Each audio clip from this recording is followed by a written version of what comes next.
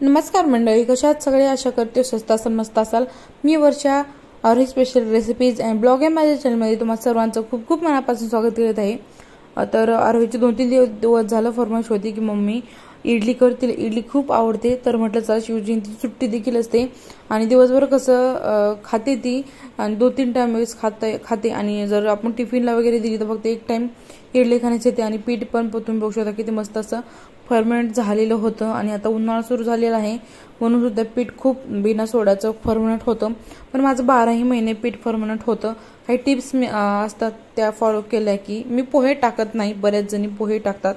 मी एक जर वाटी उडीद डाळ घेतली तर त्याच्या 5 वाट्या तांदूळ घेते आणि तांदूळामध्ये स्वच्छ धुवून 1 चमचा मेथीदाणे टाकते जेणेकरून फर्मेंट पीठ छान होतं.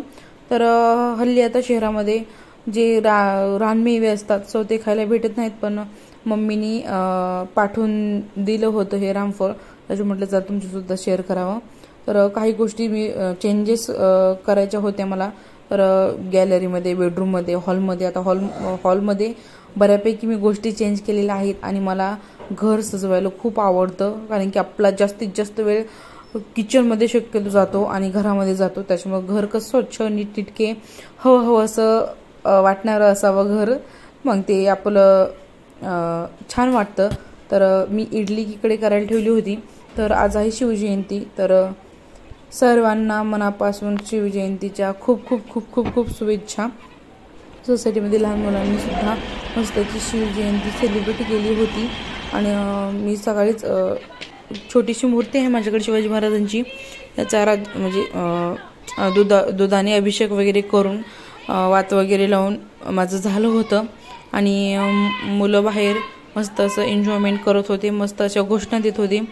हे कुठंतरी मनाला भावणारं किंवा एकदम छान आहे की बाबा बघा, ही आत्ताची पिढीसुद्धा आपल्या शिवाजी महाराजांचा आदर्श वगैरे किंवा मग त्यांचे जे विचार आहेत ते पुढं नेत आहे आणि सगळ्याच लहान मुलांना आपली संस्कृती, आपली परंपरा ही जपायला यायलाच हवी असं मला तरी वाटतं. आणि मी प्रत्येक सणाचं महत्त्व वगैरे सगळं मी आरोहीला सांगत असते आणि प्रत्येकाने आपापल्या मुलांना हे सांगितलंच पाहिजे.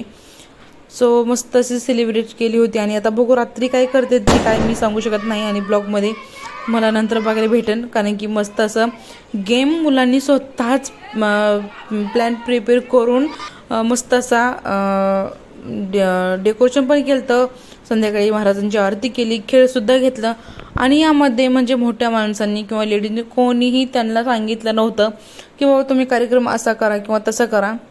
पण खूप छान कार्यक्रम मुलांनी पार पाडला आणि सगळेच मुलांनी मस्त असा सहभाग त्याच्यामध्ये घेतला. कोणी गोंधळ वगैरे केला नाही, एकदम मस्त सिस्टमॅटिक पद्धतीने, जसं काही कोणतरी त्यांना कोच करत आहे तशा पद्धतीने एकदम छान सगळेच मुलं अगदी उत्तम गेम खेळले असं मला तरी वाटतं.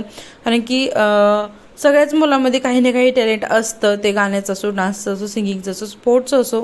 त्याच्यामुळं सगळेच मुलं एकदम खूप छान खेळली होती. आता मी तुम्हाला ब्लॉगमध्ये बघायलाच भेटेन. तर लिंबू चमच्यापासून स्टार्टिंग केलं होतं, 2 ते 3 प्रकारच घेतले होते पण छान खेळले. आता चला ब्लॉगमध्ये पटकन बघा.